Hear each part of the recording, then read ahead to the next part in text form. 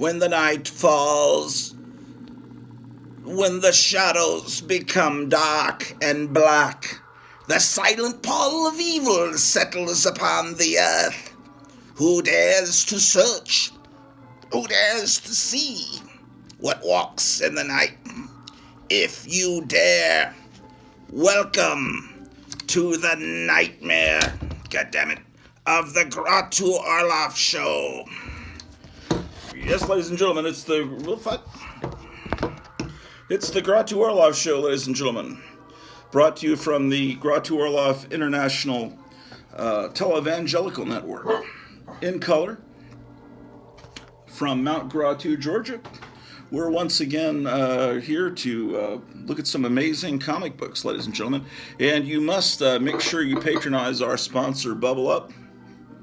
It's not a cola or a root beer. It's the light and lively taste that you'll fear. And our new sponsor, Beatnik Sour. Yes, Beatnik Sour. It kind of tastes like a margarita, only not as good. No, it doesn't taste like a margarita. It tastes like a Bloody Mary. Bloody Mary. Yes, drink 7 bottles of this and stare into the mirror at midnight and repeat Bloody Mary 7 times. And you will be terrified just like a 7th grade girl. Ladies and gentlemen. And our other sponsor, Up Yours Water.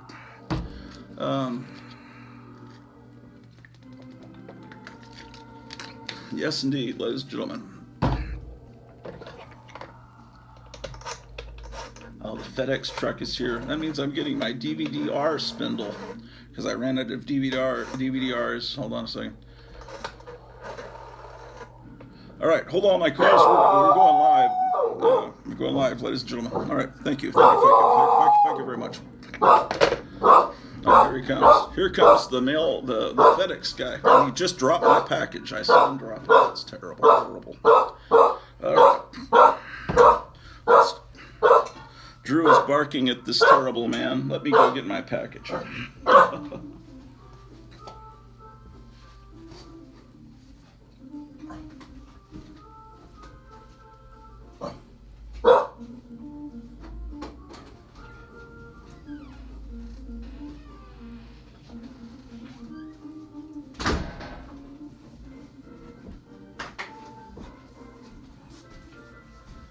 All right.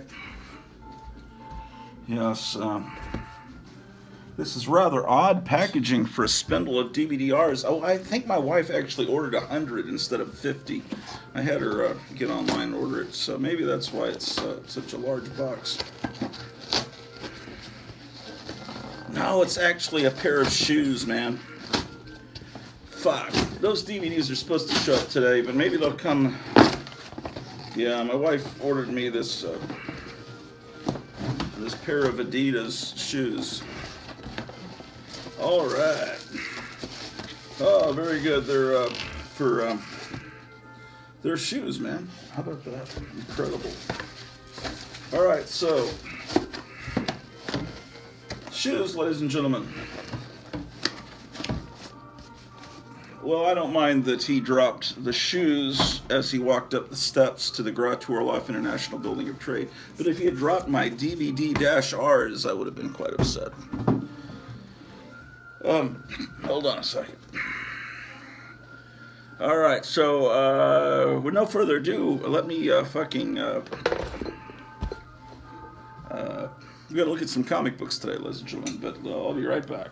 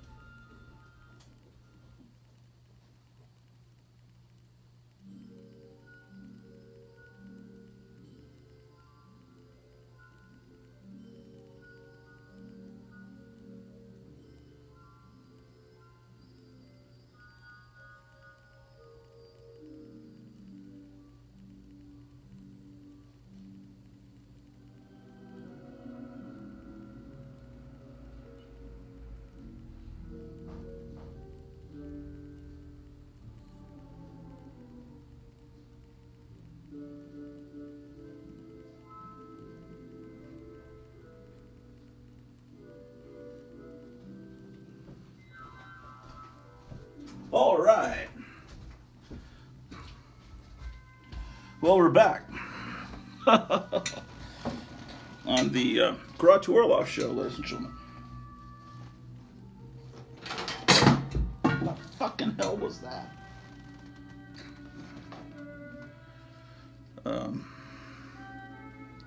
This is Joe Biden. It's not hyperbole. Come on, man. It's not hyperbole. It's not a joke. Yeah. So, did you see him the other day where he didn't blink his eyes? Quite spectacular. I once saw a local public service announcement in Fort Worth that was recorded by Jerry Mathers, the beaver from Leave It to Beaver. In the entire commercial, he didn't blink once and his eyes were wide open. It was very strange. But speaking of Beaver Cleaver, we do have to, and on a serious note, Tony Dow passed away, Wally Cleaver. And Leave It to Beaver was a big part of my childhood. I first saw it in second grade. And, second grade, I was watching it. I was 72, 73, and the show had gone off the air only 10 years before, but it seemed like it was 100 years old. Although it was wonderful and I loved it, it just was so different from my reality as a kid that age. And it's just incredible. And then, of course, in 73, American Graffiti came out, and that was about 1962, only 9 years before, but it just seemed like so much had changed in those 10 years, and which you can thank Democrats for. Democrats tend to fuck things up. The Great Society and the Vietnam War and all those wonderful things that Democrats bring in. But it's all right now. The Democrats are controlled by the CCP and the World Economic Forum and Klaus Schwab. And I've got Klaus Schwab here on speed dial. In fact, look, I'll watch. I only have to dial 3 numbers and I'll be connected directly through to Klaus Schwab. 1 second.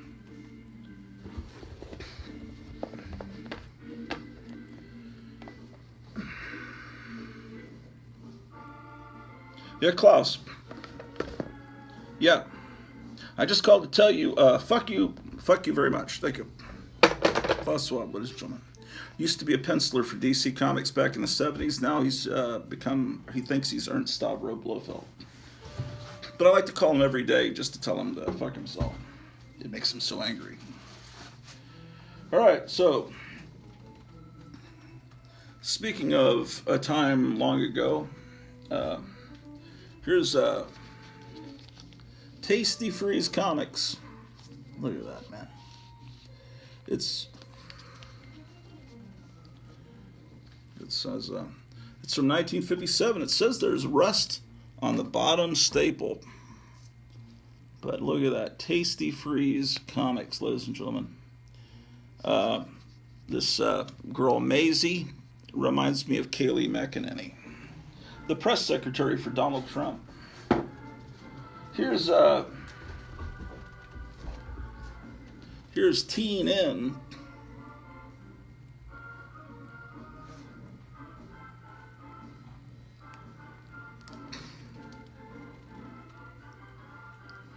Oh man, I like how they colored in the Comics Code Authority yellow. It says I paid $8 for this, but I think I got a discount. I paid less than that. Although it's totally worth $8. I mean, look at this cover, man. It's worth twice $8. We're looking at some Tower comics here. Here's Fight the Enemy. You are there. As we find the enemy, fix the enemy, fight the enemy. I showed this last night on Graphic Man's channel. Well, we don't have enough light here, do we? We need to fix this. We need to build this back better, as our old pal Klaus Schwab says. We're going to build it back better. You thought that Biden came up with Build Back Better? No. Klaus Schwab is one of his masters, and he came up with the incredibly witty and intelligent slogan, Build Back Better. It's almost as stupid as Yes We Can. You know? Think of how eloquent John F. Kennedy was, and think of how they just think you're so stupid. Build back better. Yes, we can. See, this looks like one of those pop art paintings, Roy Lichtenstein, whatever this fucking name was, the guy that ripped off great artist in comic book history. But look at this. I think that's great, the way this guy is just being completely destroyed. Yes, children's comics. Wonderful. All right.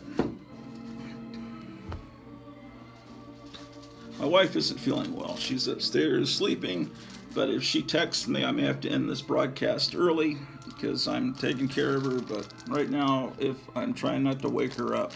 These are the Thunder Agents. Now, Thunder stands for the Higher United Nations Defense Enforcement Reserves. Back in the 60s, people used to think the United Nations was actually a nice, good, benevolent organization. We know better now. I put this back in the late 80s in this thin Mylite. Metarog is premiering something. Unbelievable original art, act of kindness from Unruly Simeon. He just posted that, so I'll have to watch that when this is over. Anyway, it's amazing. Wally Wood cover. But anyway, this Mylite has survived all these generations since the 1980s, but unfortunately, I'd rather have it in a better form. What is it? Mylite 2. Everyone's telling me I should have that. Here's issue 4.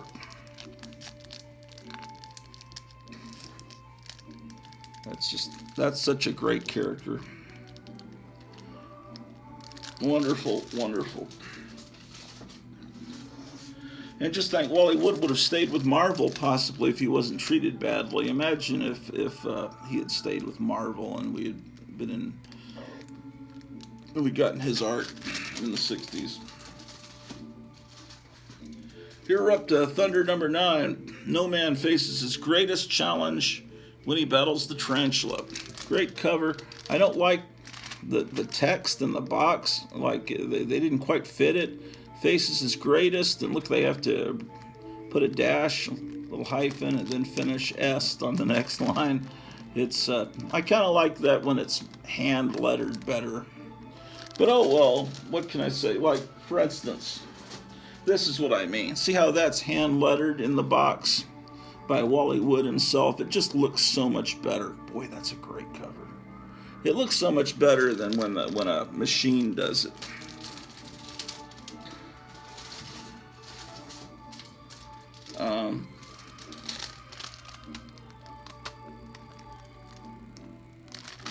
That's issue number 15. Now, these books didn't sell very well. I don't know why. They were great. Possibly because they were thicker, but they cost 25 cents, which is twice what it cost to buy an individual comic, and 25 cents was a lot of money back in the 60s.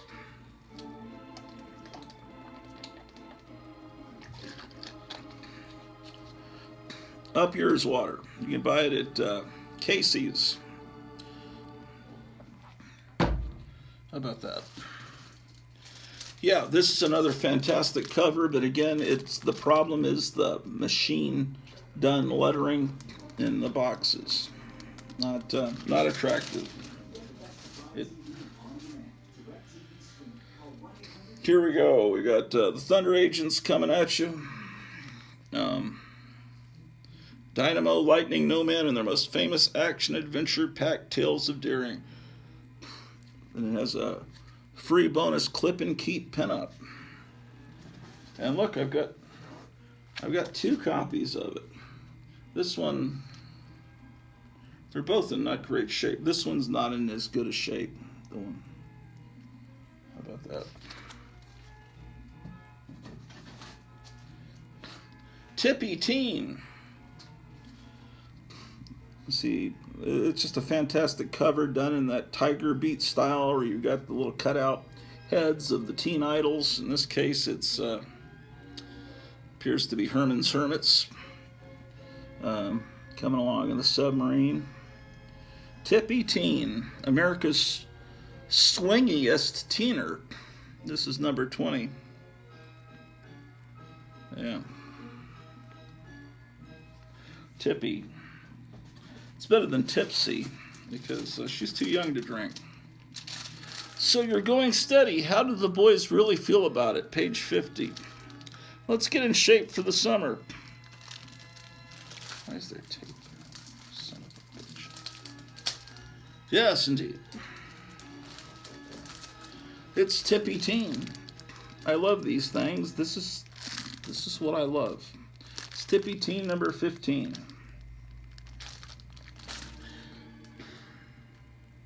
It's just, when this book was out, the Beach Boys were playing on the radio. All was right with the world except for the fact that Democrats were in office. And Kennedy tried to do something good, and look what he got for that. And then LBJ was installed. Terrible. Oh, someone wrote on the cover. This is issue number 10. What was that one? Oh, these aren't in order. It's terrible. This is number 10. It's an anniversary issue.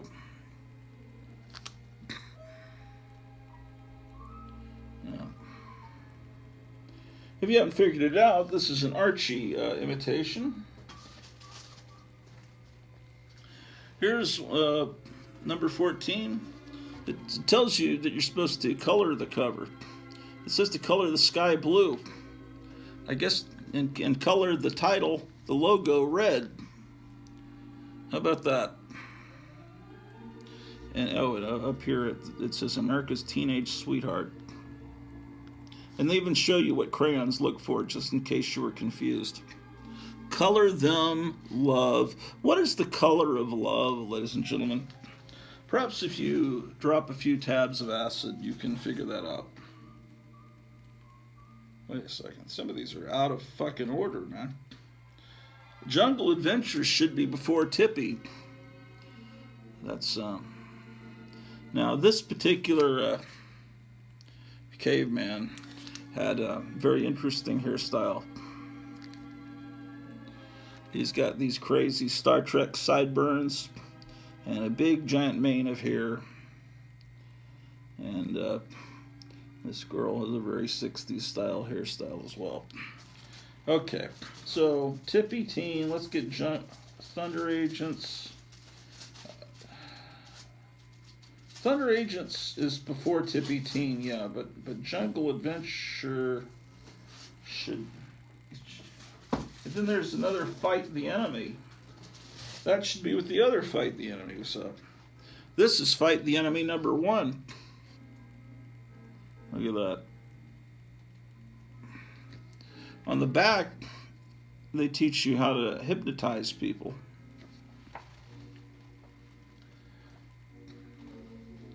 You can get a life-size pinup of Ilya Kuryakin from The Man from U.N.C.L.E. You can get a nuclear sub for only $7. Of course, it's cardboard. It's big enough for 2 kids. 7. You can't actually put it underwater. That's what they don't mention to you. And see, they're advertising Thunder Agents and Undersea Agent. I don't know if I have any copies of Undersea Agent. We'll find out in a minute. I put all my Tower comics in this box, the ones that I found so far. As I find more, as I sift through the massive archives here in the Gras Orloff International Building of Trade, perhaps we'll find more copies. Let's see, the ads are just as much fun for me as the actual comic. Oh, I'll give you a little tip from a former school teacher, and I learned this from my 6th grade teacher. It's a common mistake, desert and dessert. People say, wait a second, does desert or dessert have 2 S's? You get confused.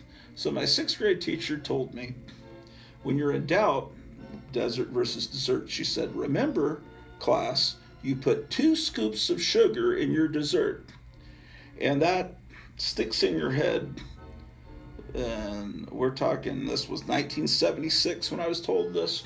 So I've never misspelled desert or dessert, and they spelled desert correctly here. So, but you don't want to be one of those people that has to ask Siri or Alexa, how to spell fucking dessert, because Siri and Alexa will report you to the government as being feeble-minded and inferior, and then they'll come looking for you. They'll knock on your door one night. You couldn't spell dessert.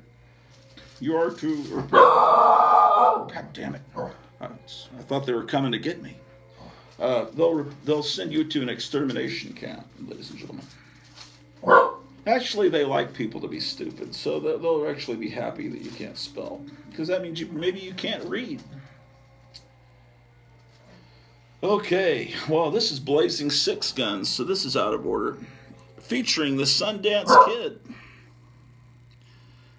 Butch Cassidy and the Sundance Kid was a big hit in the theaters. Well, but you can't copyright the Sundance Kid because he was a real person in history. So anyone that wants to can make a Sundance Kid comic. This is unrelated to the Robert Redford, Paul Newman movie. And then here are all these famous historical figures. You've got Wyatt Earp, Geronimo, Doc Holliday, and the Red Mask. You read about him in your history books, right? In the Time Life History of the West books. The Red Mask was so mean he once shot a man just for snoring. Blazing stewardesses. I'm sorry. Blazing goes before fight. Teen goes before thunder. Teen is after jungle. That's a good thing I went through this box. I've got everything out of order. It's quite horrible. Oh, here's some more Jungle Adventures out of order. I'll have you know. Okay, here's the Jungle Hero with the insane hairstyle. And it features Sheena, Queen of the Jungle. Oh, I have a low battery. Hold on, I need to plug you guys in, man. Look, I have 2 copies of this. I love Edgar Rice Burroughs and Tarzan and all that, but I also like these imitations of Tarzan. But I think that it just looks like he spends too much time with a hairdryer. And where does he plug that hairdryer in to poof his hair up like that? I don't know. Do you like Tarzan depicted with long hair or short hair? That's the question I pose to you, ladies and gentlemen. I'm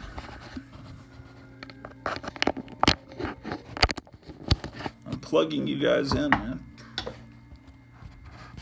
I'm like Timothy Leary. I'm plugging you in. I'm plugging in the phone that I'm recording this broadcast with because it said low battery. Well, that was Jungle Adventures, ladies and gentlemen, which is before Tippy Teen. Jungle Adventures. Okay, so I've got Jungle Adventures 1, 2, and 3. I don't know if there were other... I can't get on mycomicshop.com while I'm doing this historic broadcast, so I don't know. Is there...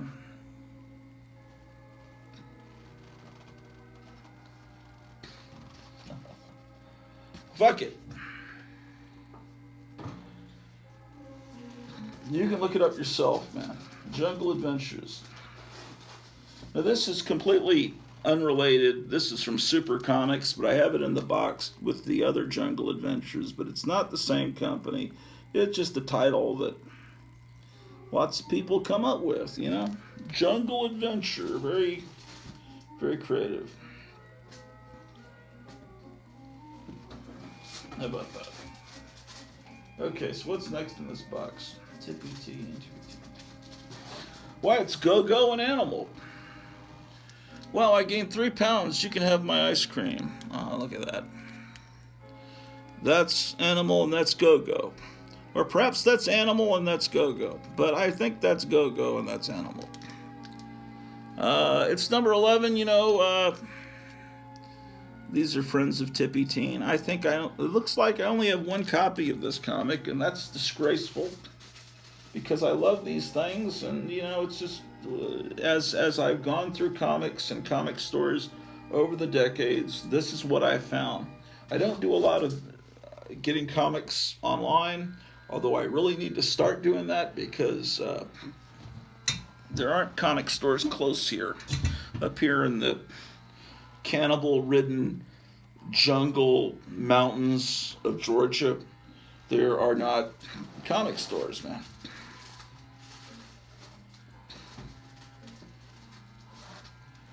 The Nightmare Who Could Not Die, The Heap. How about that?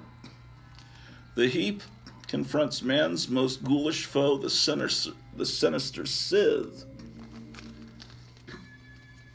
How about that?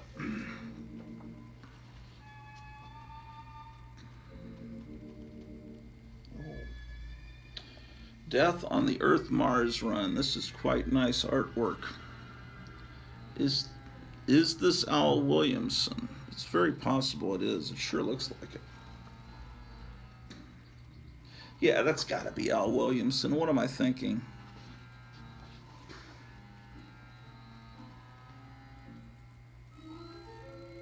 Yeah, these are clearly reprints from long ago.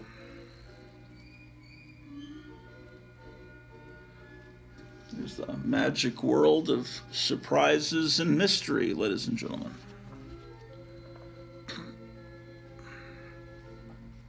Look, the plane crashes into the USA Chemical Warfare Depot XG. Contemned, extremely dangerous, off limits to all personnel. Look at that. See,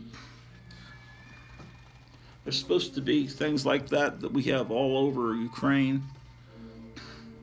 But look what it's doing to this guy, man. He's turning him into the heap. It's like Dr. Fauci experiment gone wrong. The heap. There was a wonderful little craze of swamp creatures there in the early 70s. You had I know this bag is inferior. It's all I've got right now.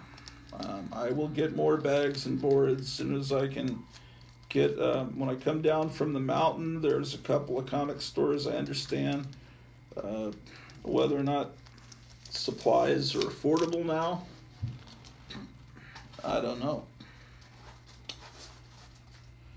Okay, why is this in the box? It's from St. John. It's Nancy and Sluggo.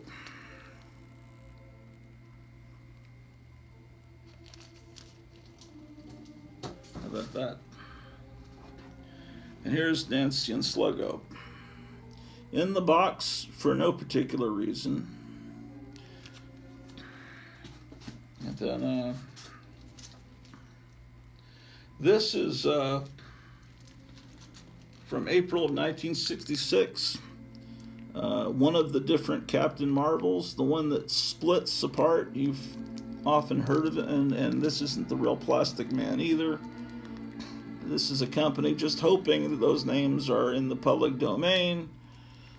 You know, Captain Marvel, the real Captain Marvel, and the golden age of comics, the one that said Shazam, it's one of the biggest characters, and then he was kind of knocked out of business by a lawsuit from National Periodical Publications, or DC, because they said he was an imitation of Superman. So he was gone by the middle of the 50s, or early 50s, and then I guess people by the, over 10 years later figure, hey, people still remember the name Captain Marvel. But then Marvel Comics wanted to have a character named Captain Marvel, and since then, so they had a male Captain Marvel, and then they had they've had too many Captain Marvels. The one that's being called Captain Marvel in these movies now, Brie Larson, that character was called Ms. Marvel when I was reading the comics. I have no interest in modern comics. I like these old comics. That's why I don't have even 400 subscribers here on YouTube. Is I have ostensibly a comic book channel, but I hate comic books. I like old comic books, but I don't really like comic books past like the late 70s. I mean, it's like as soon as they had UPC codes, it's like, I mean, there were, with exceptions, there was good stuff, but it's just like I like the shit from when I was a kid, the mid 70s, and I like the stuff going back before I was born. But you know, like this here, this is obviously an attempt. September of '66. Okay, so here's what you do. Little kid's sick in the hospital, and the grandmother goes out to buy him some comic books to cheer him up. And she knows Batman is a big hit on television, and she sees that Captain Marvel. Oh, I remember Captain Marvel, you know, and from when my son was young, you know, and this now my grandson, you know, the Captain Marvel. Oh, the Bat. That's the character. Look, it's gray suit. That's what I saw on television, in that funny TV show. So they buy this and give it to you, and you think, well, that's not Batman, Grandma, but it fools grandmothers. Like you say, Grandma, I want a Beatles record for Christmas. It's 1965, right? 64. And your mother goes to the local Woolco and sees a record that says the Beatles on it, and it's got pictures of some mop tops. It brings it to you, but it's not the Beatles. In fact, it says in tiny little letters, N-O-T, the Beatles. Or it says, sounds like, and then in giant letters, the Beatles. And it's a Beatle imitation group. There were tons of those fake Beatle records. Oh well, what a shame. Here in this giant action issue from November of '66, the Bat character has changed a bit, or has he? Nah. Well, actually, yeah, he has. He's not. See, this one is the gray and blue of Batman's traditional costume. Now he's kind of green and purple. So they must have gotten an angry letter from DC. And then Captain Marvel was degraded in the next issue. He's presenting the Terrible Five, which is cool. You don't get that very often, where the bad guys are top billed. The Terrible Five. It's almost like, you know, the Fantastic Four is evil. I mean, they've got like all. That's really a great idea. The Terrible Five. That might be a little bit too close to Mr. Fantastic, but you know, people say it's one of the worst comic books ever made, and I say, well, yeah, isn't that great? You don't want something. I think the Monster Times had an article. They had one issue. It was the worst issue ever, and had the worst comic books ever made, the worst horror movies ever made. It was the worst. It was a worst of issue. They were kind of ahead of their time. They started doing that in the 80s. This was in the mid 70s. In the 80s, they put out all these books. The worst movies of all time. The Golden Turkeys and Plan 9 from Outer Space. Isn't it hilarious? It's so bad, it's good. But Monster Times was ahead of their time with that. Indeed. Okay. Here's a copy of Mighty Mouse. Not in particularly good shape. And Tom Terrific, which I remember him from Captain Kangaroo. There's Gandhi Goose. I mean, this is fantastic. It's a good reading copy, I guess. You know, people used to read comics. It's got your Heckle and Jekyll. It's cool, man. It's real gear. Here's a Mighty Mouse from Dell.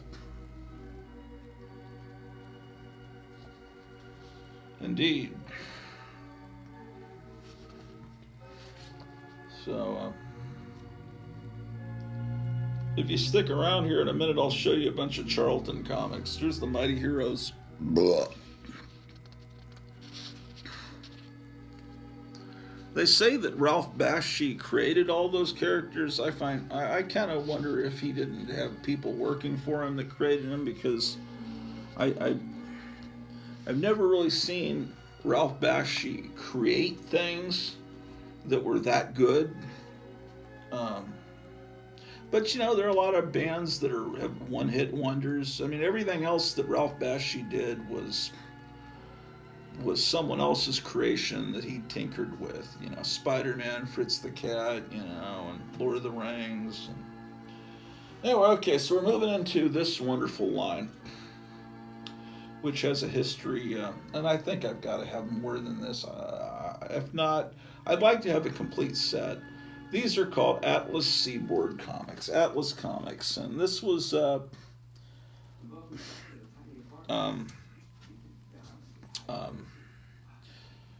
publisher of Marvel Comics, Martin Goodman, wanted his son Chip Goodman to follow, and you know, when he retired, he wanted his son to take over.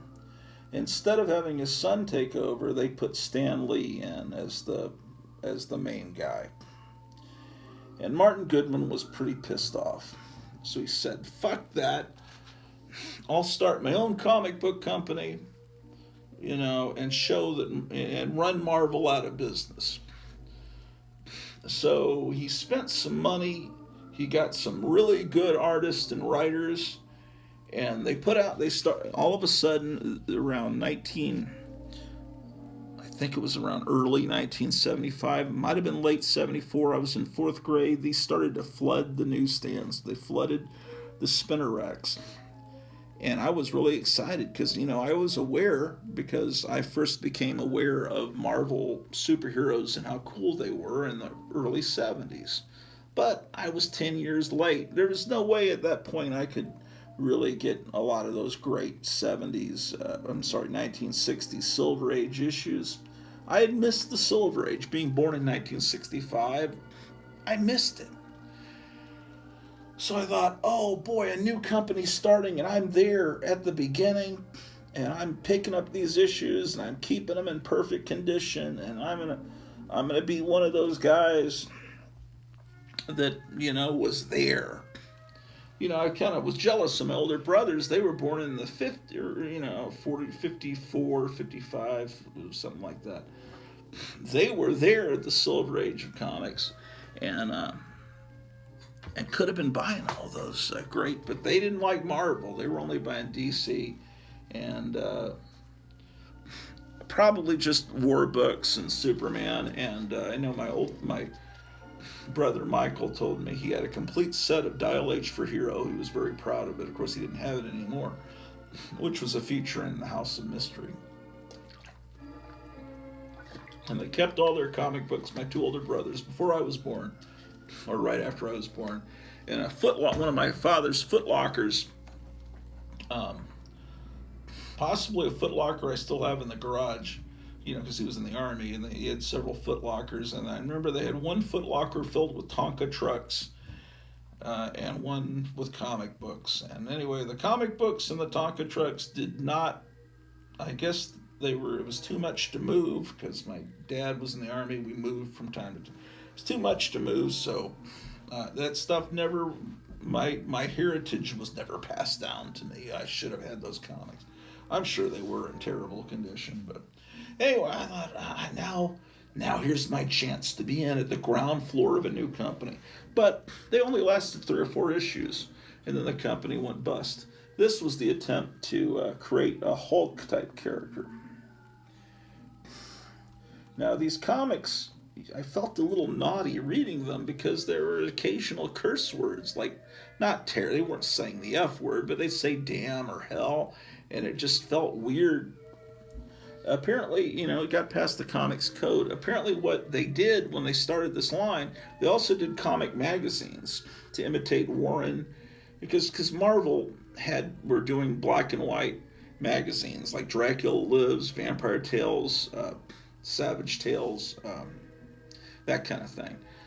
Haunt of Horror, Monsters Unleashed. They were doing all kinds of horror magazines to imitate Warren. So they did a magazine line too, Atlas, and they did a parody. They did a knockoff of famous monsters called Movie Monsters. And the art was all good and everything.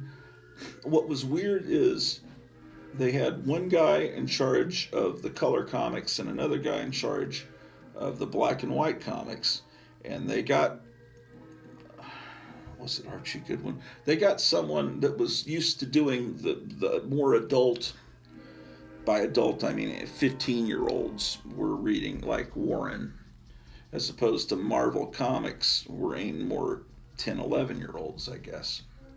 So they got some of this used to being in charge of the adult black and white comics at Warren to take over the color comics, and they got someone who's used to doing color comics to do the black and white more adult comics. And so these color comics tended to have a little bit more of things that just didn't seem appropriate for kids comics.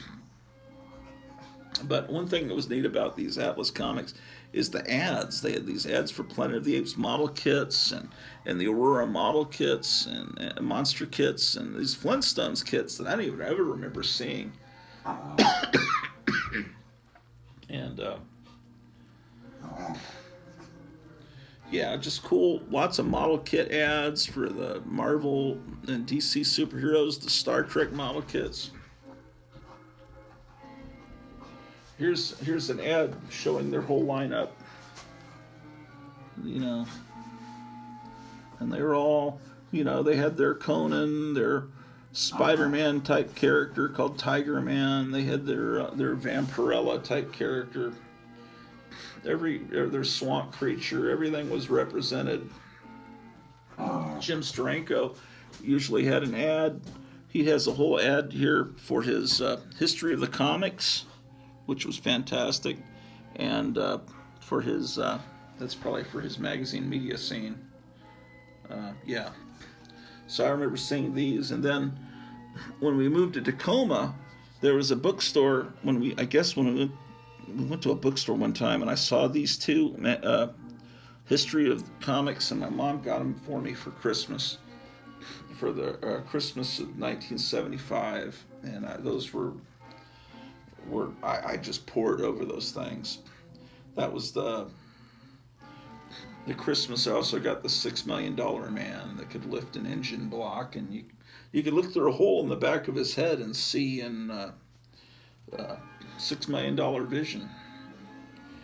Here's the Brute number 2. Yes, I know it should be bagged and boarded, but it isn't.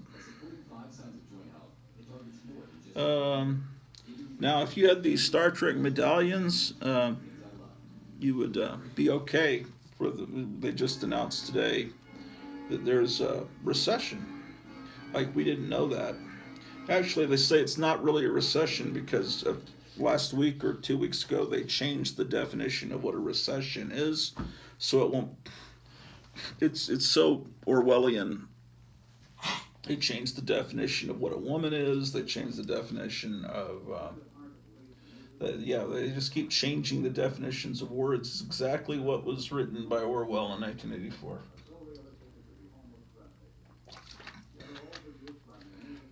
Yeah. They changed the definition of what V is. You're not supposed to say that word on YouTube because... used to be that if you got one of, like if Drew is V'd for rabies, then she's not supposed to get rabies. So why do people we want to talk about them? The Brute. He's kind of an ugly character, not as lovable as the Hulk. And he's got a villain there. Oh my gosh. And here's some of the Atlas stars, like Tiger Man. Forget what he's called. Anyway, some of the characters were creator owned. So when Atlas went out of business, I think this character was continued on, I think, with a slightly changed name.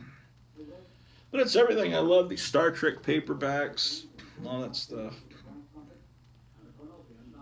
You know, the artwork in most of the comics was great. You know, it just didn't. There's the sound. I remember seeing that, the soundtrack to the Golden Voyage of Sinbad. I don't think I ever saw that record in a store, but they're selling soundtracks to Barbarella, Master of the World, Beneath the Planet of the Apes. Boy, I really wanted that. Planet of the Apes home movies. All these ads. This book, Monsters Who's Who, I got that for Christmas in 4th grade. Yeah, it's like they really they knew what I liked. The ads were all like aimed right at me. The Cougar, #1. Now that's the Cougar. Now you might think that's the Cougar because nowadays we think of Cougar as a different thing. I don't think that older women were called Cougars in the 70s. I could be wrong. I mean, being a 10-year-old kid, I shouldn't really know about that. Here's the Cougar #2.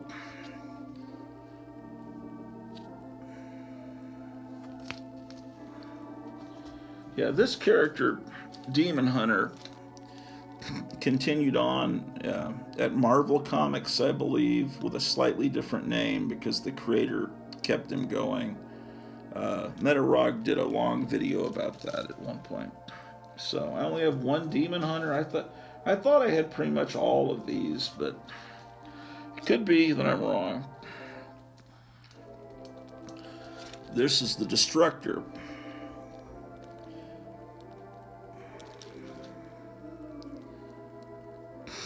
Looking at this from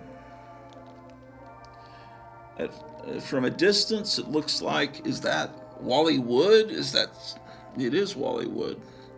Yeah, I mean, it looks a little Steve Ditko-ish, but it's Larry Lieber and Wood. So, now that's the other thing that I forgot to say is, so Martin Goodman starts this company, Atlas. Marvel Comics used to be called Atlas and Timely, but it was called Atlas back, a couple of decades before. So that's one knock to Marvel. And the other thing is he hired Stan Lee's brother to run the company. I guess he put his son Chip Goodman in charge, I guess, and then he hired Larry Lieber. Now, Stan Lee's real name is Stanley Lieber. He changed it to Lee, as a lot of the comic book creators in the 40s changed their names. Jack Kirby, Stan Lee, those aren't their real last names. And so here's a cover that's just done by Larry Lieber, Stan Lee's brother, and he's talented. It does look very Ditko-like. The Destructor. Looks like I have 2 copies of The Destructor. Okay, now here's #3. This character reminds me a little bit of Thundra from Marvel. #3.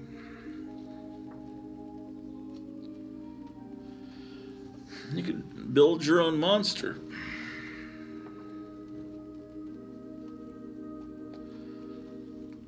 Yeah, this has Steve Ditko art in it, so who knows what could have happened with Atlas if it had continued on. Born of fury, sworn to vengeance, he is the Destructor. And there's 2 copies of that. The Grim Ghost is the one I was telling you about that I think Demon Hunter and the Grim Ghost continued on at other companies. I could be wrong. After Atlas folded. And Atlas was gone before we moved to Tacoma. And we moved in the summer of 75. So, yeah, Atlas really only put out, each title only had about 3 or 4 issues.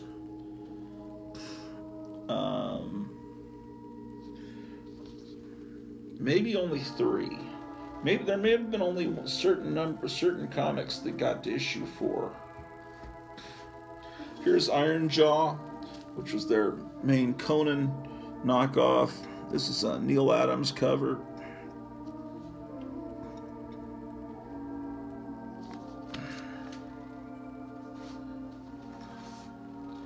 Here's Iron Jaw number 2.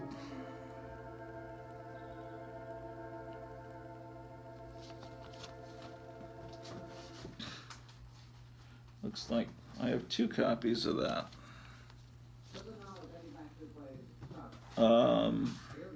Iron Jaw number 3. Very Conan-like, as you can see.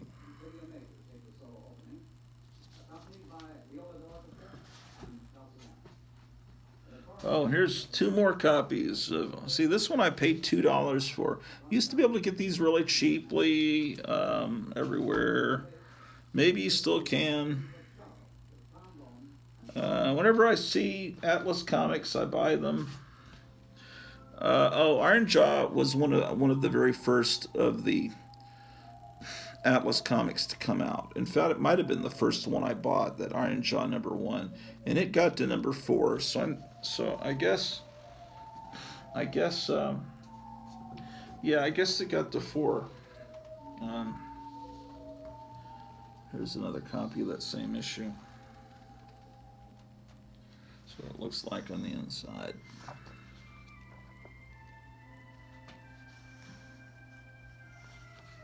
I mean, yeah, this is what I'm talking about. You got clearly a naked woman dancing in a code-approved comic, and things like that.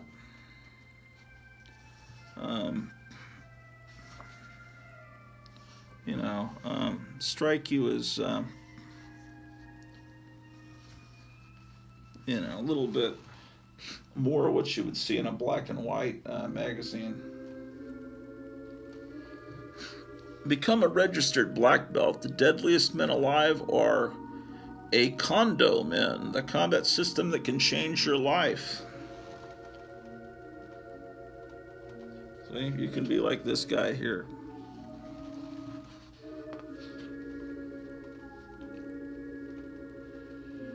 The Origin of Iron Jaw. Pablo Marcos was the artist. Gary Friedrich, the writer. Larry Lieber was the editor. Okay, so Larry Lieber was the editor, and then I'm sure Chip Goodman was the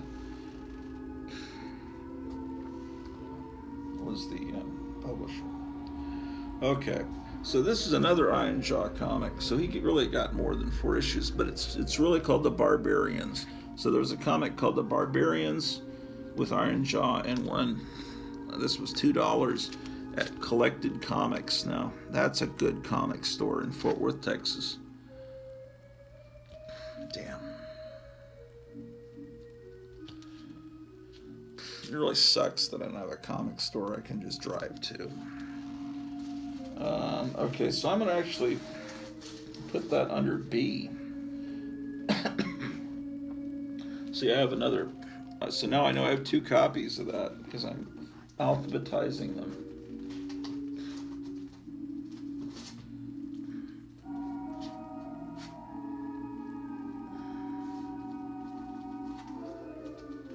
All right. John Target Manstalker, number 2. So that tells me I need to get a copy of number 1 of this comic. I've got 2 copies of number 2. So maybe I could trade with someone a copy of number 2 for a number 1.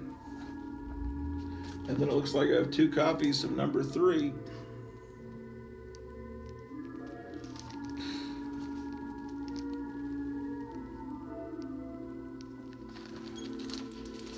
John Target. Okay, Police Action featuring Lomax. Okay, so yeah, this is actually a comic that starts with P. This is Police Action.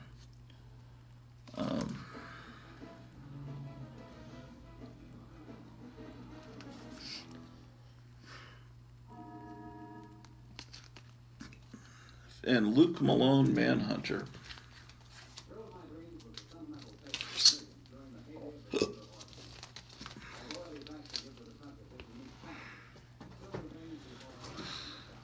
Here's another copy. Now this one, you can tell it's been through a fire or something. Wait, that's Police Action. So that should be over here.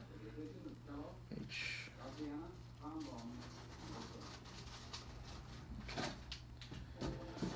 Now here's number 1 of Morlock 2001. 2001 was a futuristic date in 1975. It's the world's strangest superhero, it says.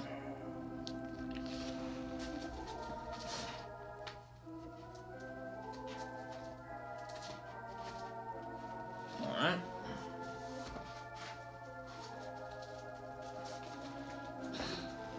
Then Morlock 2001 number 2.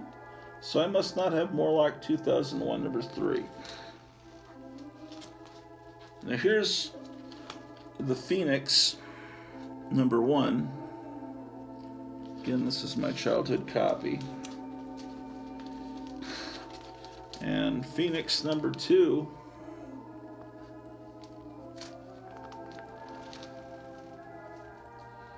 Phoenix number 3. And what happened is they realized, I guess, they weren't selling these comics. So they made a change, a desperate change with issue 4 of almost all these comics. See, he goes from looking like that to looking like this. And now it's Phoenix Protector. You know, they're hoping, okay, maybe this will work, but after number 4, the whole line just collapsed. That's my memory of that.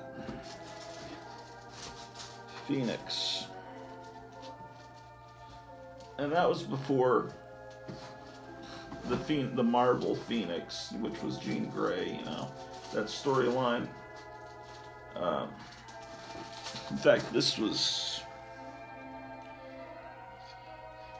like right about the time that I guess Giant Size X-Men came out with the new X-Men. Yeah. Planet of Vampires, this is one I remember. This is my childhood copy, number 1.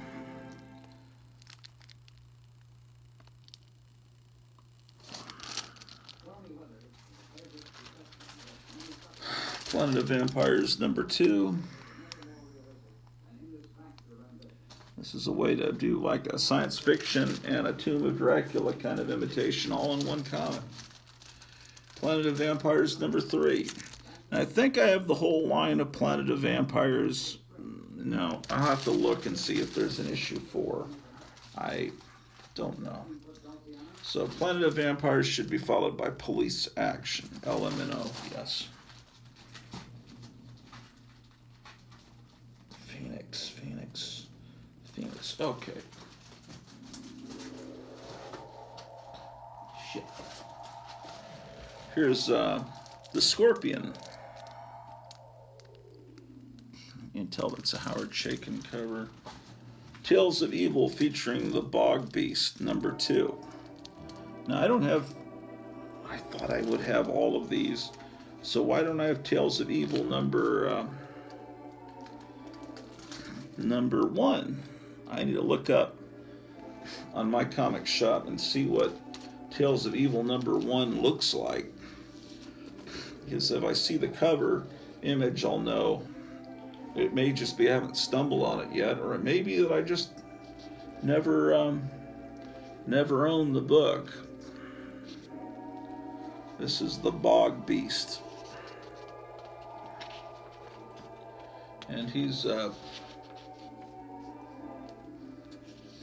just kind of this nasty looking dude.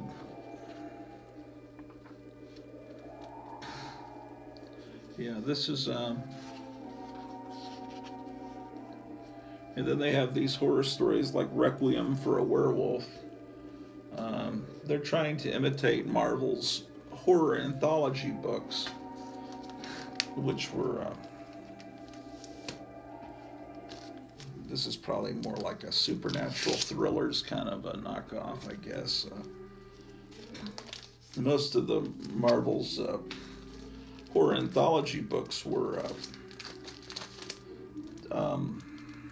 reprints of pre-code horror from their archives. Here's #3, my childhood copy, Tales of Evil. Now it's featuring the man monster. They gave up on the Bog Beast.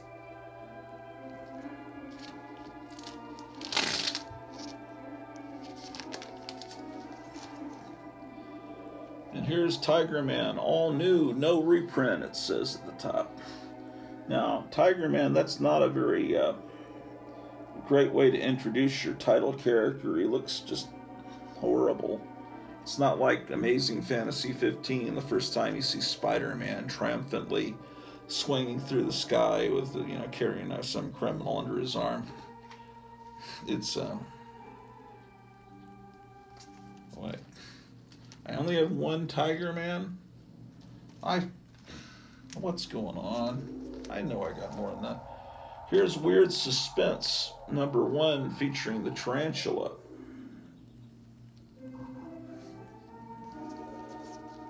See, they got scorpions, tigers, and tarantulas. Marvel had Spider-Man, but they had a scorpion and they had a tarantula. Is that the one we just saw? Yeah, I have 2 copies of this one. Weird Suspense #2, featuring the tarantula.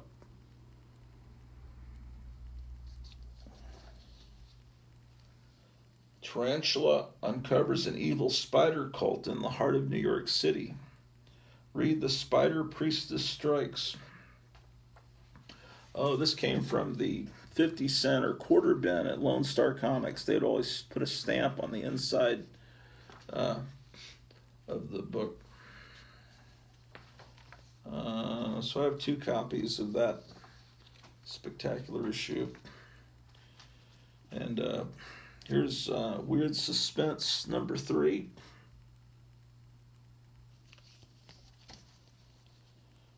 Here's their version of Sergeant Fury, or possibly Sergeant Rock. This looks kind of more like a DC war book. It's Sergeant Stryker's Death Squad. No, that's not right. Weird Suspense. This comic is actually called Savage Combat Tales. I'd like to see the listing on mycomicshop.com or in Overstreet. Let's see what they actually call it on the inside. Yeah, this is called Savage Combat Tales. So I should have this filed under S. And here's the second issue. There's another one. I just saw another one upstairs that I need to put in here.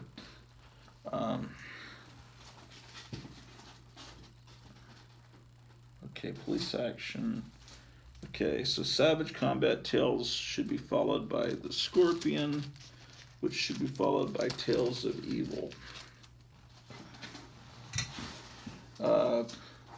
They had, as far as in their magazine line, they had a comic magazine called Devilina, which was their attempt to do Vampirella. And they had, I think it was called Movie Monsters. I remember they had a great cover with the Cyclops from Seventh Voyage, and they had another one with Dr. Zaius, a really cool cover. Here's Wolf the Barbarian #2. Another Conan style thing. Here's #3. There's a woman going by pushing a baby in a stroller and 2 4-year-olds on bicycles outside. So Drew is warning them to stay away because they look like dangerous people. Here's Wolf the Barbarian #4. Yeah, see, we're listen to that evil growl. Drew over there is warning these people that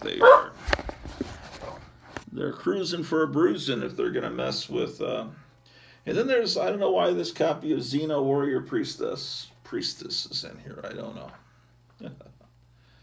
So I'm gonna put this somewhere else. But first,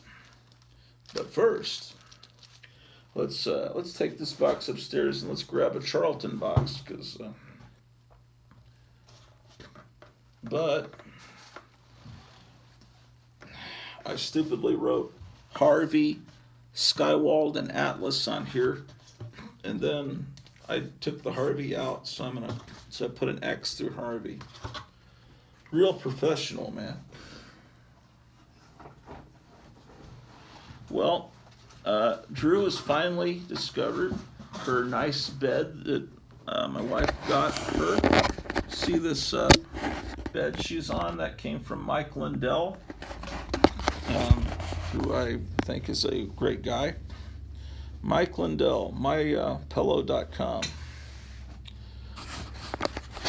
All right, so let's take this box upstairs.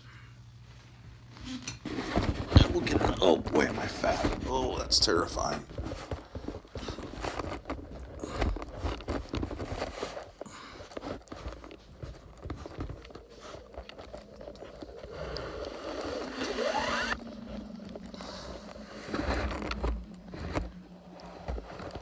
Okay. Yeah, we'll look at some Charlton Comics, ladies and gentlemen.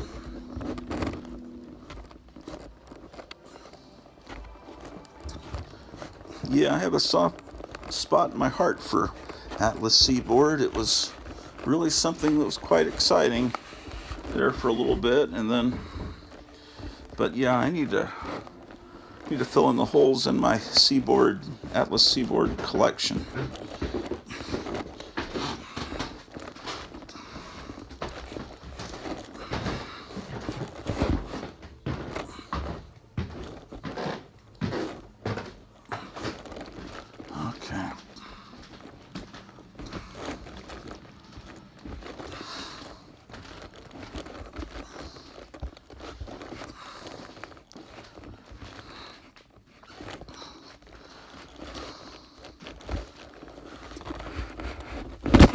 Okay.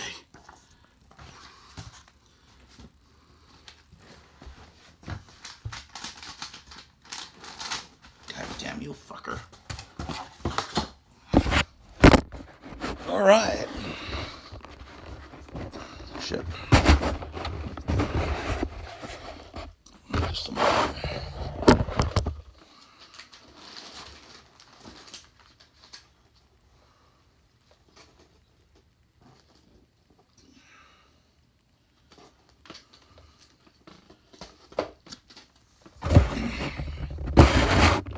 So what are you guys doing this fine Thursday afternoon? Looks like not tomorrow, but next Friday, there's another Donald Trump rally. Something that brings me great joy because it horrifies other people.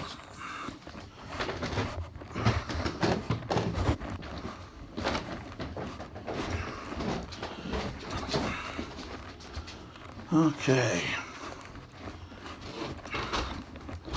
I think that they're getting ready to remove Biden from the presidency, because they had Gavin Newsom visit the White House, and he left real happy. So I think they're going to probably put him in as vice president. And I think they're okay. Drew wants to be. I think that's the goal right now. They're trying to set us up with all these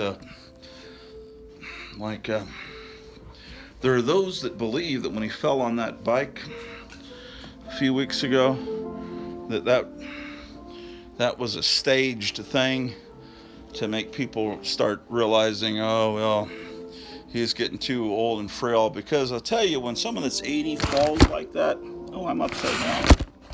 I gotta feed Drew. They don't tend to get up that quickly. And when he fell over, I don't know. People think it was that was not really him that fell.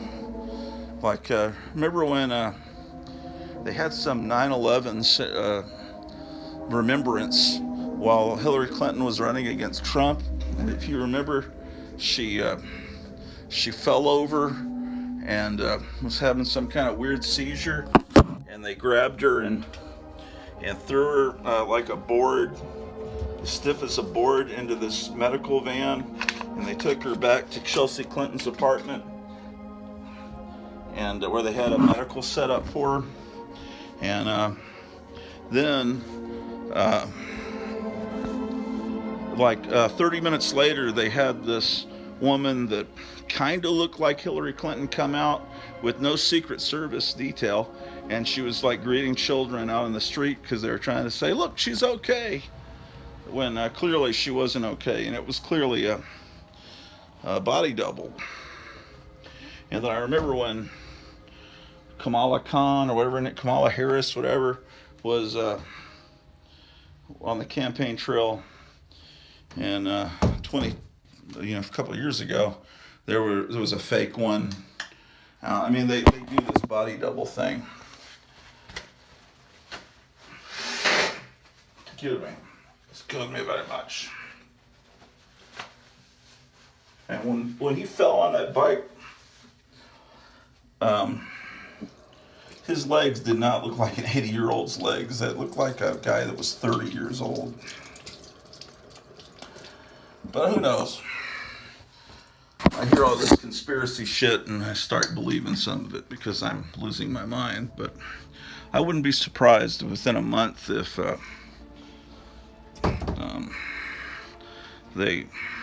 something's going to happen during August. I have this feeling that big changes are ahead. They may try to arrest Trump. It looks like that's something they're also trying to set up.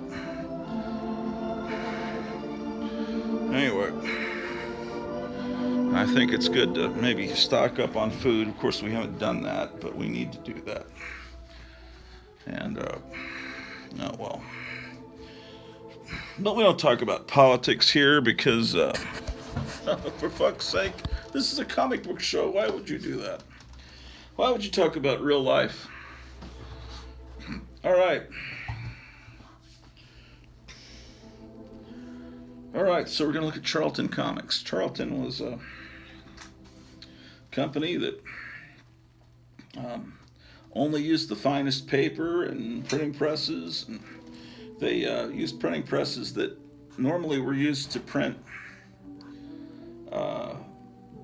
cereal box covers, cereal boxes. So anyway, it wasn't, the company had, you turn in the artwork, they didn't really give a shit what you drew as long as it, didn't look like stick figures. So, and they paid you, they didn't pay you a lot, but some people appreciated Charlton because it offered creative freedom because they didn't even care what you did for the most part. So here's Our Fighting Forces in Action Attack. So Steve Ditko appreciated that. He didn't like being messed with. He had his Ayn Rand philosophy that creators should be allowed to create and people shouldn't be telling them what to do. So he left right before Spider-Man was on the cusp of becoming something, with a $1 billion property, is right before he went to Saturday morning cartoons and everything he's become since then, Attack. Yes, indeed. Yes, delightful ads for books about freaks and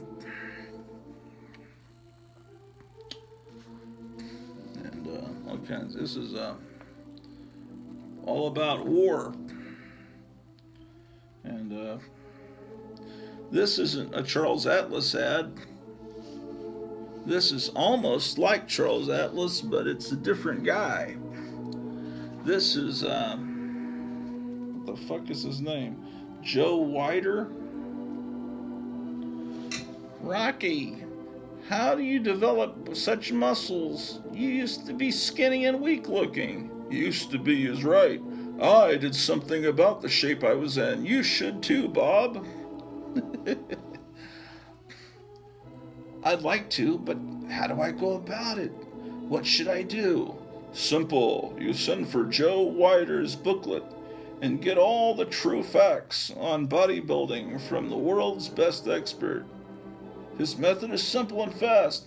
Sounds great, I'll do it. Boy, would I like to look like you. You will, it's easier than you think. Hi, Rocky. Those girls calling you? Yeah, not bad, eh? Later.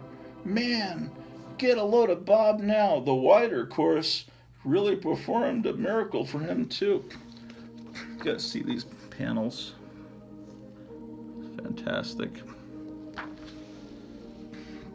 Yeah, there was always this inexplicable shit, in the printing process of Charlton. I never knew what those numbers meant.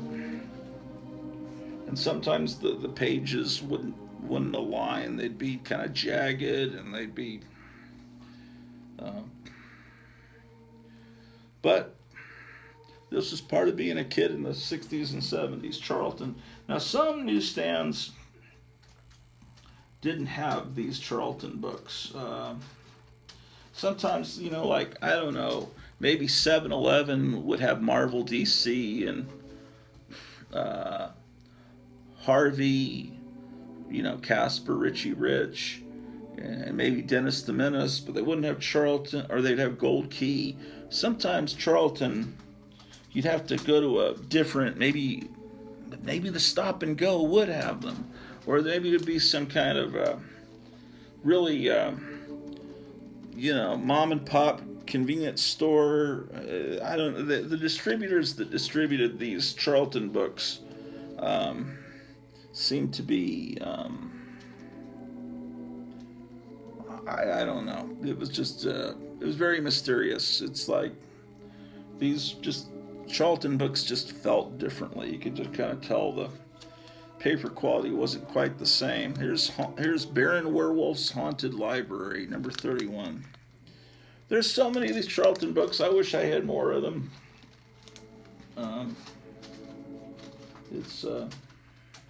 whenever I find Charlton books, like those Atlas Seaboard books, I buy them, but I don't see them very much because I think when comic stores buy comic collections, they are looking for the Marvel and the DC, and this stuff they consider worthless, and they just they might just toss it in trash cans. I think that's happened over the decades a lot with these Charlton books. People figure no one wants them, even if they're in the 50-cent bin. But there are people that love these. Baron Werewolf's Haunted Library. All comic books started to look uglier when this stupid UPC code came along. And I've never once, I don't know, had a comic book scanned in anywhere. Because to me, that's what they do in grocery stores. And comic books, I don't remember ever seeing them in grocery stores. Look how they almost steal the Superman logo, but only the super part. But sometimes Charlton would get a pretty big license, like for Beetle Bailey. And I see they're already up to issue 78.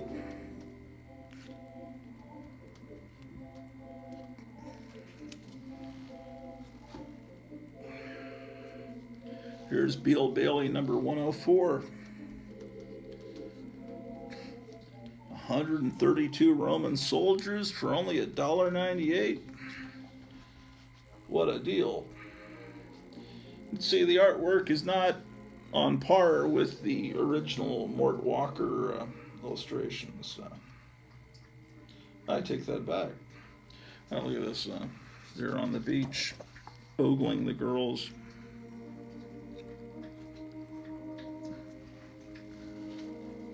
The art would vary a lot in these Charlton books.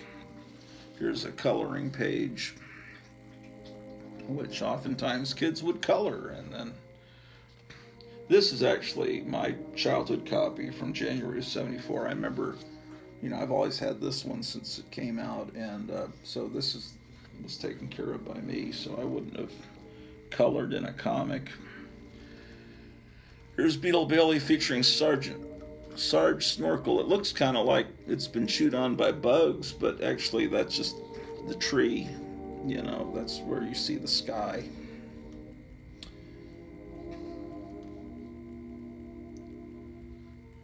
The Peace Officer Training Service College, PTS.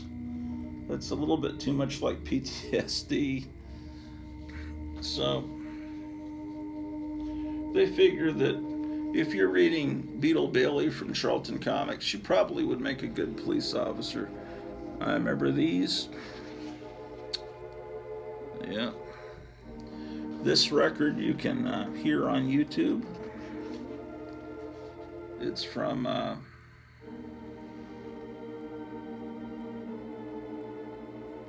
Gale House. Yeah. Here's Charlton Bullseye is finally here.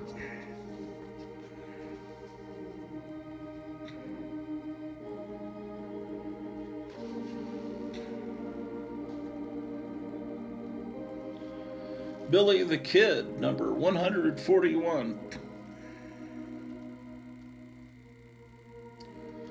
Again, Billy the Kid is not someone that anyone can make a Billy the Kid comic. He's a historical figure. This is from April 1981. I'll tell you, Billy the Kid did not look like that. There's only, I think, a couple of known photographs. Oh, John Severin art. There's only a couple of known photographs of Billy the Kid, and he was a very brain-damaged looking individual. My father, after he got out of the Army, was a real estate broker, and a guy came in that was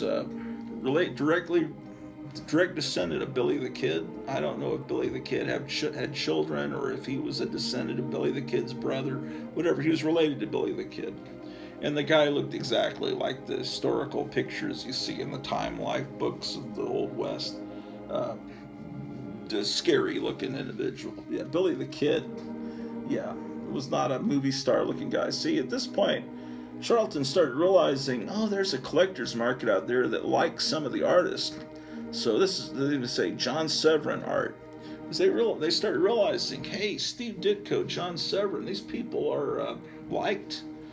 And they've done art for us, and we still have some of the art. Let's reprint it. Yeah, the 1970s was a scary time with rainbow shirts and stuff. I'm starting to get hungry for lunch, man. Kiss wants you to wear their pendant. They want you to do a lot of things, actually.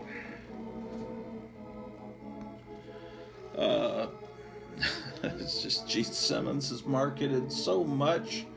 You can even get a Kiss coffin, man. Sea Monkeys. I grew to appreciate Kiss a little bit later. It wasn't really until the early 90s that I started to realize, they really were a great band. But what it was is I read, I think it's Joe Branticelli, is that his name? He did a comic column in Warren magazines, like Creepy Eerie Vampirella, and it was called like About Comics or something. It was about the comic industry, and he did a really angry editorial about, when Kiss did their Marvel comic, and they took some blood out of each one of the 4 members of Kiss, and they poured little vials of Kiss blood into the red ink at a printing facility in New Jersey or something for Marvel. So, and then on the front of this color printed comic magazine of Kiss that Marvel put out, they put in big letters, "Printed with real Kiss blood." And he thought that was so terrible, and he was ranting about how terrible Kiss was and what inferior music it was. And I'd never really heard their music. A lot of people wearing Kiss shirts, and Kiss was all over popular culture. I'd never heard them on the radio. I was listening to talk radio. I was, those years. And this radio stations my brothers would turn on in the car did not play Kiss music. So I didn't know Kiss's music. But later I learned to appreciate it. But, anyway. I even have a Kiss pinball machine. Anyway, this is more all Severin art. How about that? Bionic Woman #1. This is something that is sought after. I think I saw mycomicshop.com selling one for $80 or something. I could have sworn. Bionic Woman. Black Fury.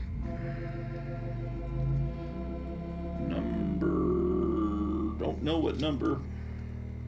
This was a present from Graphic Man. This was an A-OK. Oh, it tells me. Look, it's amazing. You see what other comic collectors do that are more intelligent than Gratuorlov? He's got, it says, this is, I guess he keeps a database. Condition Good Plus. It's issue 46, and it's from February of 1964. This is how the professional comic book people on YouTube, they hold it up, and they're able to tell you the number and the year, because they got this thing on the back. Or they write little notes on the back. Here's another copy of Black Fury.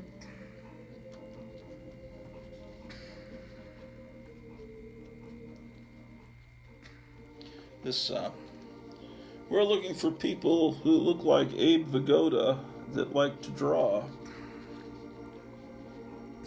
Yes, indeed. Black Fury. And you can get a genuine shark's tooth also.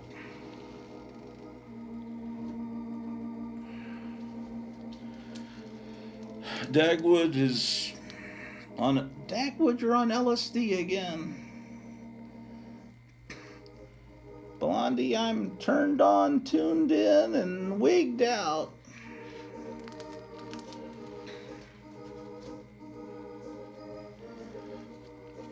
It feels like I'm floating in outer space. Blondie number 196, man. All new stories and art. They should just reprint the art from the comic strips in the newspaper. But, oh, okay. Here's Stories of Brides in Love, number 21. And you could win a real... These are not real cars. They're like little miniature working cars that there's a Thunderbird. These are probably just as valuable as a real car because they're so rare. Like every dealership, they'd give them one of these, and they would have a raffle maybe and give it away to some kid. And that would cause the kids to pressure their parents or their dads to go to the dealership and then enter into the contest, and then they could maybe buy a real car and get interested in buying a real Thunderbird or a Plymouth Fury. But yeah, if you... Oh, I did that shitty. But yeah. Having said that, but yeah. Shit, I'm just as much of an idiot as everybody else. I'm Sean Connery now. Courtesy of Turkish Taffy. Courtesy of United Artists. It's the new James Bond film. Shit.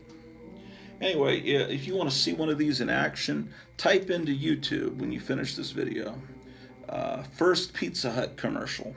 And it's from like 1965. You see this crazy guy driving around the street. Because these have real engines in them. They really work. They're not pedal cars. But they're just like small. Anyway, he's crammed into this toy Mustang Junior. He has a Ford Mustang, but a small version of it. And he's driving around, riding over people's, driving over people's feet and stuff. And everyone's chasing after him. And he gets to the Pizza Hut, and he gets a pizza, takes it home in his little miniature Mustang. And it's weird. You'll see this commercial. They didn't, in those days, they didn't put pizzas in cardboard boxes. It was just wrapped in paper, a floppy pizza just wrapped in paper. It's something else. Here's the Bugaloos. I showed this last night on Graphic Man's channel. And I was telling them, I don't think they had reference photos for what these actors look like in this Sid and Marty Krofft show.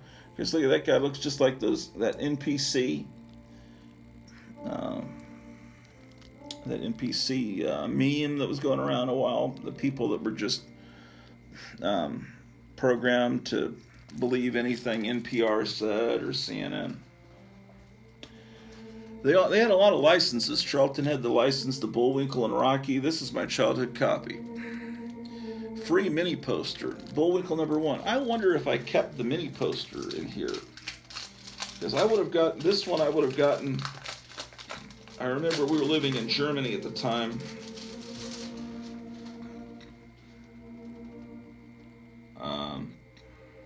Did I keep? Yeah. Here's the mini poster. Yeah. You would have thought the poster would be printed on slick paper, but it wasn't. And you could order these rings and stuff. Yeah. Yes, indeed.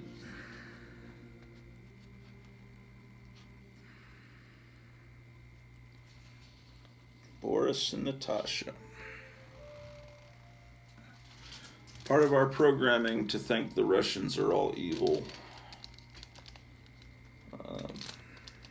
I guess there was a time period where they kind of were.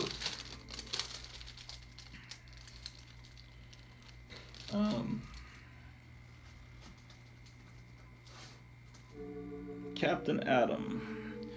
This is the printing is so blurry I can't read the number. This is not a real Captain Atom from the 60s because it says 35 cents. And then you realize it says Modern Comics in 1977. Some of the Charlton Comics from the 60s and some from as recent as like 1974, they're only about 3 years old, were reprinted under the Modern Comics imprint, and they were put out with new price tags and new ads in them. But other than that, they look like the originals, and they were sold in little packs of 3 comics. I remember I got a lot of these Modern Comics at the PX at Carswell Air Force Base in Fort Worth, because my dad was retired from the Army, and he'd go to the PX every week or so to buy groceries at the commissary and go into the PX and buy whatever, because it was cheaper than civilian stores, and you didn't have to pay tax. And when you retire, you can still use those places. Here's a real Captain Atom from the 60s, and as you see, it's 12 cents, but the number is probably here, but I cannot see it. I might have to open it up, but what a shame. It's something. It's number something, man. I don't have many. I wish I had more. Here's Charlton Action featuring Static. Who? Help. He's here. It's very much like an underground comic. To me, it's like Steve Ditko almost doing a parody of himself. I really see a great sense of humor. It's like This is Steve Ditko exaggerating himself. Charlton Bullseye, this always reminded me of the Scarlet Witch. She's got a lot of hair. That is faux sure.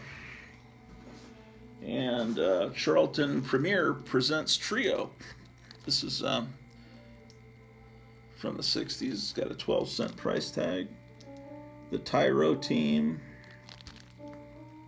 A terrifying monstrosity of strength. The Spook Man. And The Shape. Like the world's most far-out action hero. Like totally. And he looks like an NPC as well.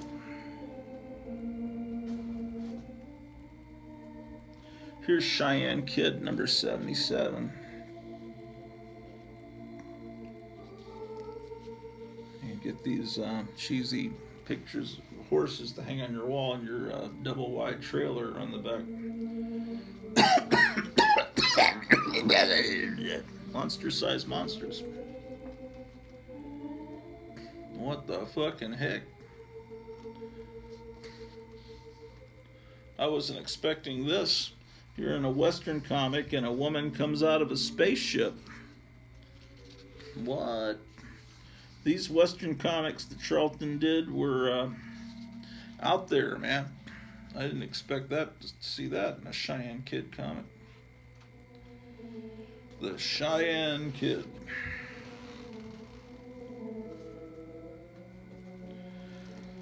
This came in a buy at a comic store near me, and the owner said, "Why would you want that? Look, it's in terrible condition. You know, look, it's got a sticker on it." I said, "That sticker is cool because it says special Department 246 comics for $1. That's probably a Kmart." And he just thought I was crazy. Plus the amazing artwork. But right as I said I noticed this butt. Which is that a clothed butt?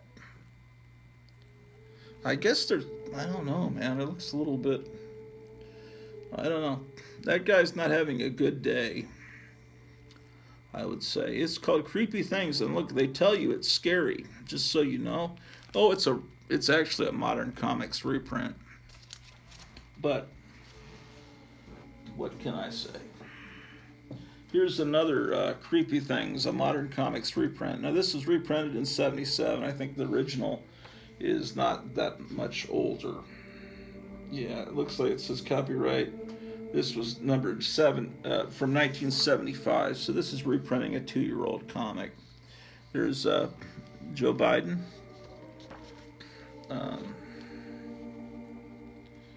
Modern Comics, and yes, so yeah, like I was telling you, it's from 77 because they got this Star Wars ad. Hey kids, here's what you've been looking for. Sure enough, I can't do a C-3PO impression. Sorry about that, man. Here we go. Look at that. That's the Democrats' next candidate for president. So, if they remove Biden and they put in Kamala Harris, no one takes her seriously. And then if you install Gavin Newsom, who's very photogenic but a horrible person, governor of California, if you put him in as vice president, then how would you remove Kamala Harris and get him in as president? And then yeah.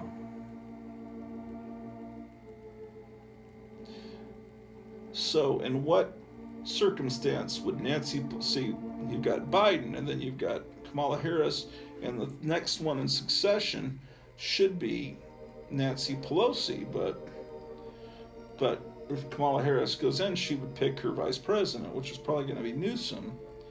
So you would have to remove both Kamala Harris and Newsom in order to get Nancy Pelosi in.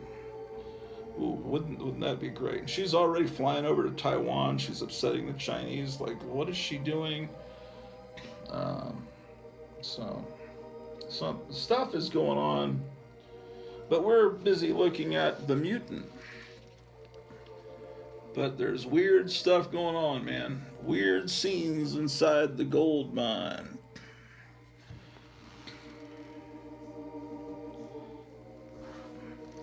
D-Day, raw, gut-ripping action.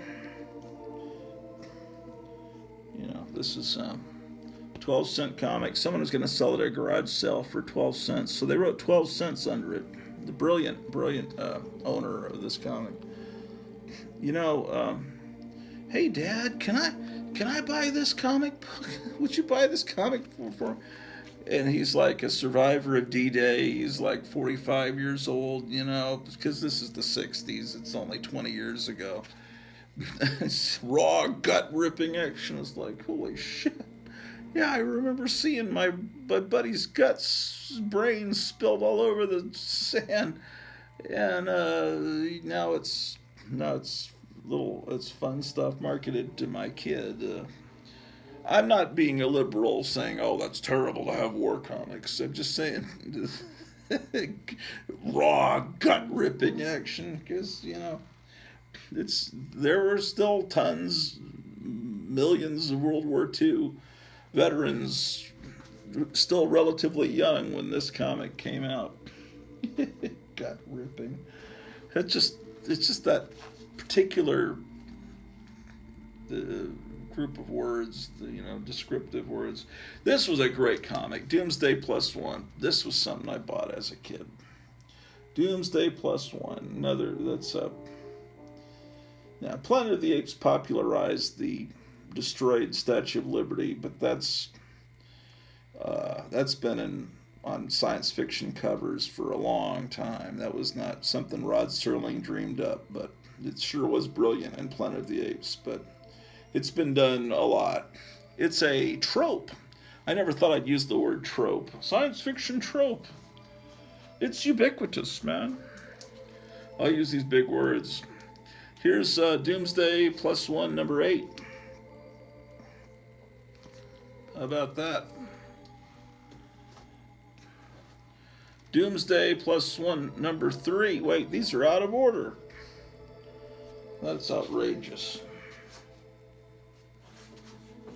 3. Here's number 10. Welcome, air breathers, to the Hidden Empire. Wait, is this another number 3? Didn't we just see this one? What? Yeah, I have 2 copies of number 3. And then that was 8.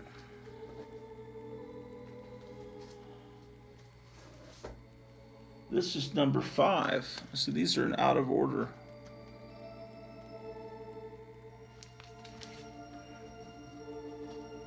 So I have to fill in holes here. Getting them in order is one step forward towards finding out what I'm missing. But then Fantagraphics did this reprinting of the Charlton stories done by John Byrne. This is issue 1.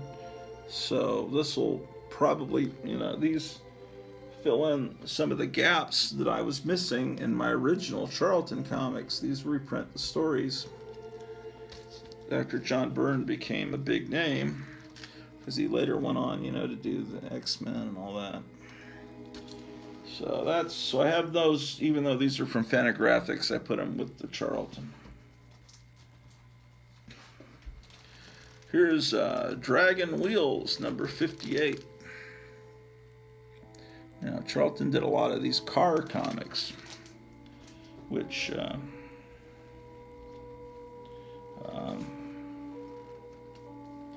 I don't know that, I think Charlton kind of had that cornered. I don't think there were other companies doing all these hot rod comics, were there? There were comic magazines like Cartoons and Drag Cartoons, and here's Dudley Do Right, number 7. This is my childhood copy.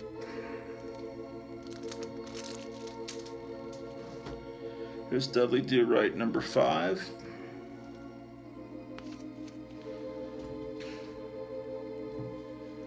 Here's a Modern Comics reprint of the first issue of E-Man, which is that was a great comic.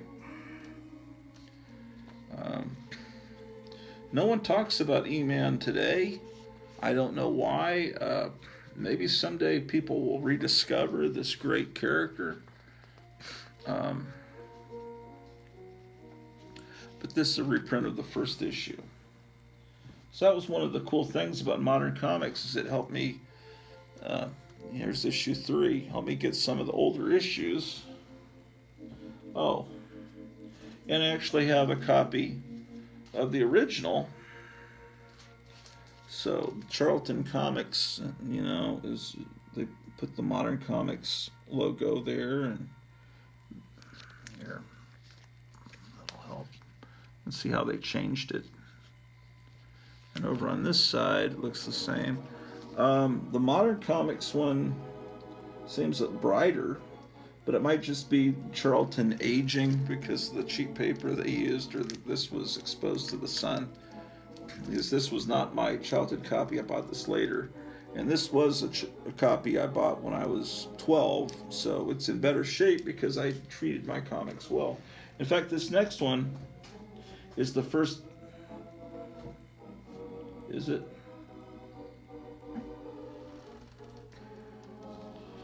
I think this is the first E-Man I bought as a kid.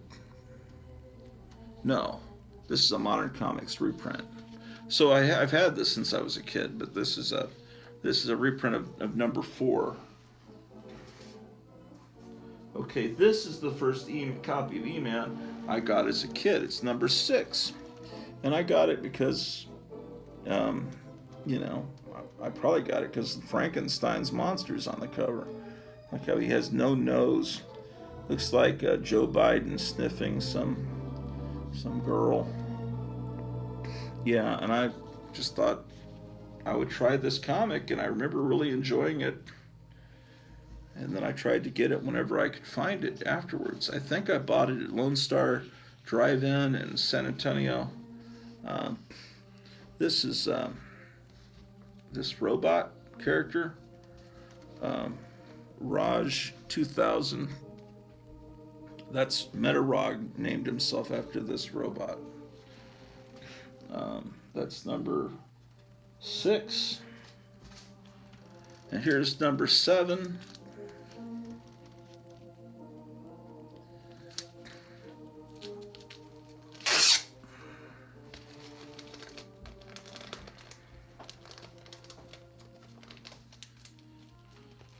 That's great that Drew's using her bed. I want. Look at that. She's discovered it. It took her a long time to realize that was a bed that she could crawl on, but now she's finally doing it. And she's discovered that Mike Lindell is great. This, after, later, I guess, early 80s? What's that date there? Mid-80s, maybe? E-Man came back, but not in Charlton, in First Comics. And it's the original creator. He must have owned the character. So here's E-Man 2. And these were new stories. This wasn't reprints of the Charlton stuff. There's a parody of Wolverine. So I would buy these at the old Lone Star Comics. These weren't sold on newsstands. These were just sold in comic book stores. That's 6. I didn't do a good job buying all the issues. And then I went to 19. You know, I didn't have all the money in the world as a kid, so I couldn't buy every issue, I guess. And here's 23. So I got a lot of holes to fill in, but I think that it would not be that hard to build a set of these, because I don't think they have a lot of value. They should, but people are stupid. Even in the 60s, Charlton realized that they had a big name with Steve Ditko. A Steve Ditko special, 64 pages featuring 2 Charlton classics plus 2 all-new stories. So they're reprinting Conga and Gorgo, which were both movie monsters that Charlton got the license to, and then they've got 2 new monsters. So it's an all Steve Ditko special. Steve Ditko left Marvel where, I mean, people, you can hear Stan Lee talking to some college. He's at some university giving a speech, and in around 65, 66, and he says, we're losing our Spider-Man artist, Steve Ditko. And the audience just let out this collective sigh as they were just like, oh no, Steve Ditko's leaving.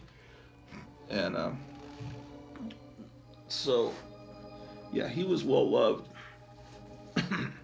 But he would rather work at Charlton where he had more freedom and he just felt like he was treated better. So, it's war. Fighting Army, 117. It's a lot of Charlton comics to collect. But there's 134. But finding Charlton's very challenging. Here's 148.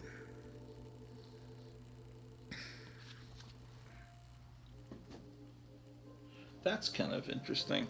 It's like, who thinks to make the UPC code blue?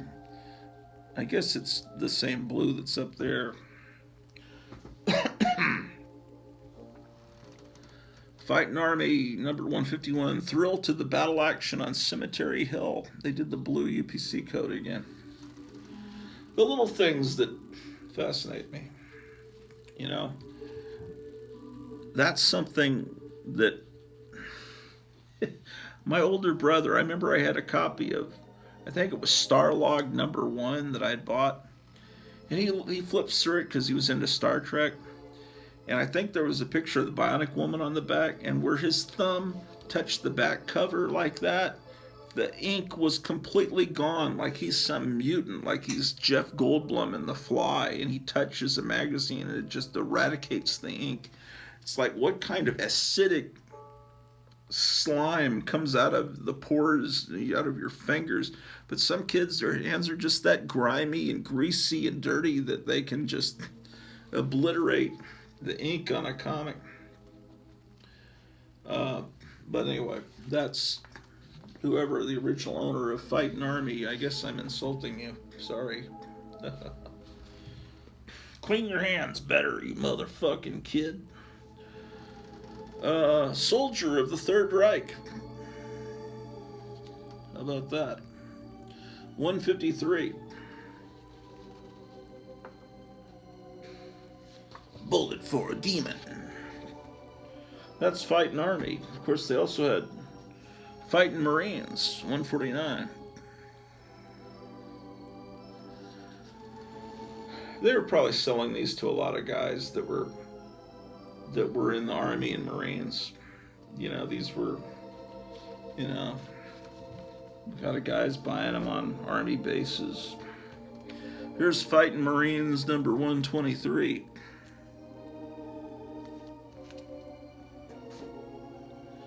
Here's Fighting Marines 151.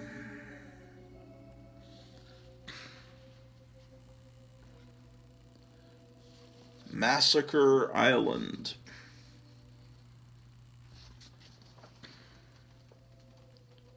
How about that? Have you ever seen a copy of Grit, this newspaper they wanted you to sell to everyone in your neighborhood, and you'd be able to have enough money to have a bicycle? I actually saw a copy of Grit once, It's a very boring newspaper, Something else, man. Metal Hill. Yeah, you see some of these comics, it's just they that is not my childhood copy. I take no responsibility for that. But if I find a Charlton comic and it's, there's probably a quarter that I paid for that. Now, this is a King comic. I don't know why it's in here. It's got an Al Williamson cover. But it's in here, so that's the way it goes, man. Oh, I see why. Here's another great cover. Because it went from being with King to being a Charlton comic. So I just thought, well, I'll keep the Flash Gordons together. King features.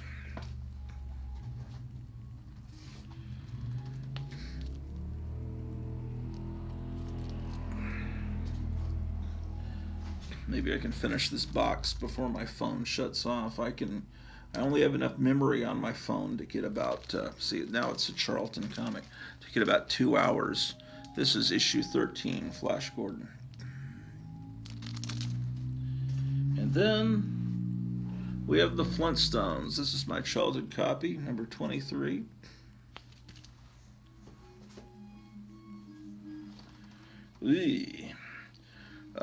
I should send this to CGC, see what they think. Number 22. Probably a 9.8 contender. This is also a childhood copy. Here's For Lovers Only.